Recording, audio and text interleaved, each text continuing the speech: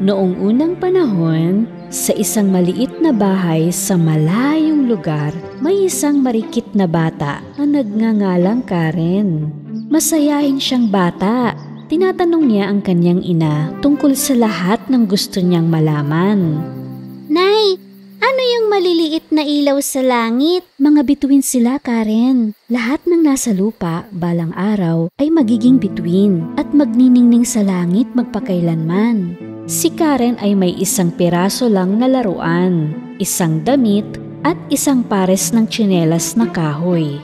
Ang tsinelas na kahoy na ginawa ng kanyang ina ay hindi komportable, ngunit ito lang ang meron siya. Isang araw, nagkasakit ang nanay niya, kaya pupunta si Karen sa bayan para bumili ng gamot. Habang daan ay nakakita siya ng isang pares ng pulang sapatos na nakakahon sa gilid ng kalsada. Kumikinang ang mga sapatos, kaya hindi mapigilan ni Karen na iuwi ito. Tingnan mo, Nay! Natagpuan ko ito sa tabi ng kalsada. Ang ganda, no? Kasya ito sa akin. Baka pag-aari ng ibang tao yan, Karen. Dapat mong ibalik yan doon. Pero kung merong nagmamay-ari, di niya iiwan dun. Baka aksidenteng nalaglag ng may-ari. Hindi niya dapat winala. Ako ang nakapulot. Ako na ang may-ari. Akin na to. Nak, makinig kang mabuti. Hindi man kita maibili ng bagong sapatos ngayon, pero ayokong magsuot ka ng sapatos ng iba dahil lang napulot mo. Huwag nang matigas ang ulo. Ipangako mong hindi mo isusuot yan, ha? Malungkot na nangako si Karen na hindi isusuot ang pulang sapatos at itinago niya ito sa ilalim ng kama. Lumipas ang mga buwan.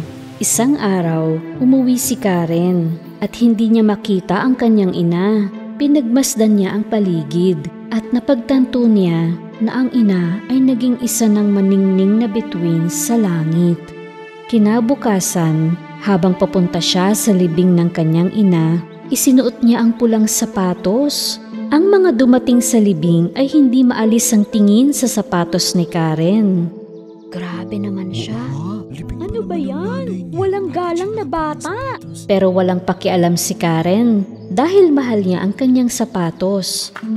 Sa sandaling iyon, isang mabait na matandang babae ang napadaan sa sementeryo. Nalaman niya na naulila na ang batang babae, kaya gusto niya itong ampunin. Gusto mo bang sumama sa akin, iha? Gagawin ko ang lahat ng aking makakaya para maging matagumpay at maganda ka paglaki mo. Kaya naman, si Karen ay tumira sa matandang babae sa loob ng maraming taon.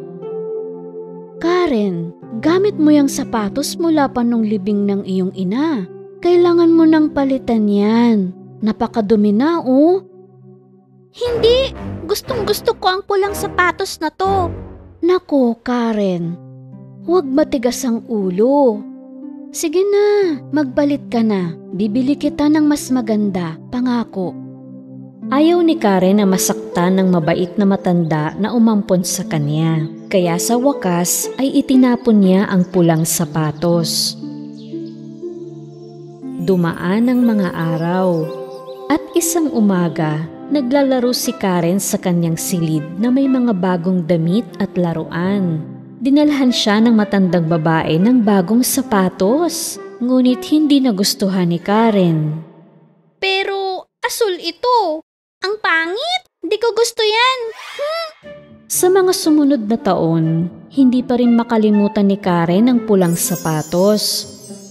Nagdalaga na siya, ngunit hindi nagbago ang katigasan ng ulo niya kahit regaluhan pa siya ng matandang babae. Iha, hindi ako nagsusot ng ganyan. Pero tinahi ko to para sa'yo. Ayoko ng ganyang pagkain. Gusto ko French fries. Kahit isang subo lang, iha. Napapagod man ang matandang babae sa pihikang ugali ni Karen, pinagluto pa rin niya ng French fries. Pagpasok niya sa silid, hinuhubad ni Karen ang asul na sapatos na ngayon ay masikip na. Tingnan mo, maliit na ang lahat ng gamit ko. Lumaki na ako. Oo nga, O sige, mamili tayo ng bagong damit at sapatos. Kaya pumunta ang matandang babae at si Karen sa tindahan. Oh, tingnan mo! Katulad ng dati kong pulang sapatos. Gusto ko yun. Karen, hindi mo kailangan ng magarbong pulang sapatos. Kailangan mo ng pwede mong isuot ng may paggalang. Halimbawa, kapag pupunta ka sa libing, isa lang ang maibibili ko sa'yo. Yung itim na lang ang bilhin natin, ha? At umuwi na tayo. Pagod na ako eh. Wala akong paki. Kung hindi mo bibilihin ng parehong sapatos, magyayapak na lang ako. Batang ito, sana hindi naging matigas ang ulo mo. Binili ng matanda ang itim na sapatos. At para mabili rin ang pulang sapatos, ginamit niya ang natitirang pera. Kinailangan tuloy nilang maglakad pa uwi. Sa layo ng nilakad nila, sumakit ang mga paa ng matandang babae at hindi niya maabutan si Karen. Pero walang pakialam si Karen. Masaya siyang naglakad dahil sa bagong pulang sapatos. Isang araw, sinabi ng matandang babae kay Karen na kailangan nilang dumalo sa isang libing. Karen, isuot mo ang itim na sapatos ha. Kailangan maging magalang tayo sa ating kasuotan. Tumingin si Karen sa itim na sapatos, tapos sa matingkad na pulang sapatos. At pinili niyang isuot ang pula. Paglabas nila ng bahay, tinakpan niya ito ng palda para hindi makita ng matandang babae. Gayunpaman doon sa libing, nakita ng lahat ang sapatos ni Karen. Kumikislap ito kahit mahaba ang kanyang palda.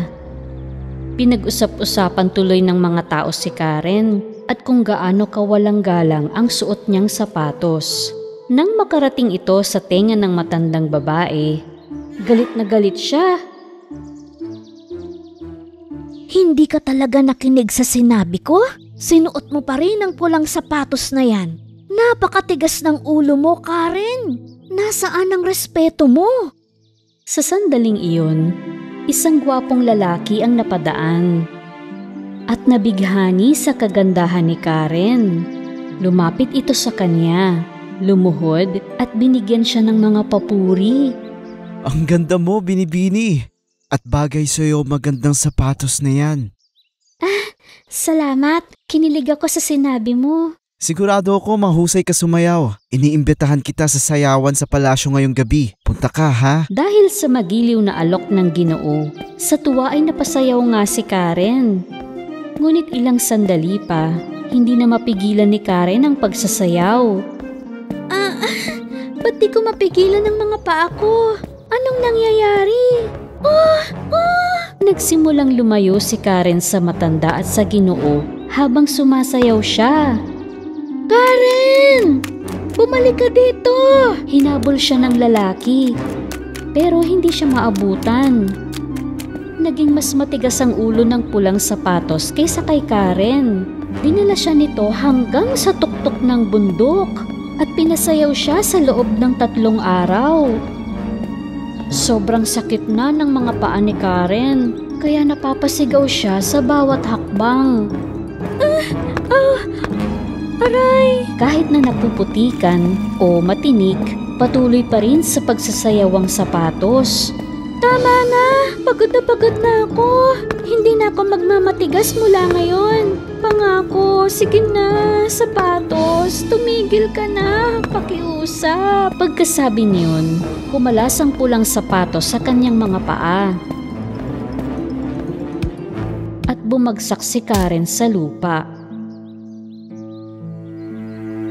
Pero patuloy pa rin ang pulang sapatos sa pagsasayaw. Nakahanap si Karen ng isang kahoy na ginawa niyang saklay pauwi. Sobrang sakit ng mga paa niya. Nang sa wakas ay natanaw niya ang bahay, napaiyak siya sa tuwa. Sinalubong siya ng matandang babae at nagyakapan silang dalawa. Alam ko pong naging sutil ako. Pangako, hindi na po ako magiging ganun. Matapos itigil ni Karen ang katigasan ng ulo, ang mga bagay ay nagsimulang maging maayos.